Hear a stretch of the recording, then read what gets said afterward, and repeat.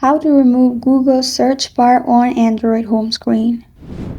Hi everyone, I'm here to assist you today. Without any delay, let's jump right in. If this search bar does not delete, simply go to Play Store, download Nova Launcher, open the app, and turn this on. After you turn Nova Launcher on, Google search bar will be removed as new layout will be on your phone.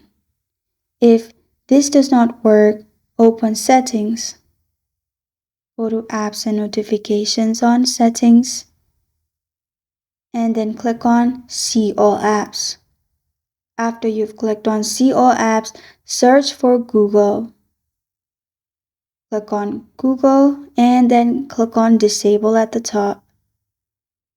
After you disable the app, you won't be able to see the search bar on your home screen. As you can see, it has been removed. This is how to remove Google search bar on Android home screen.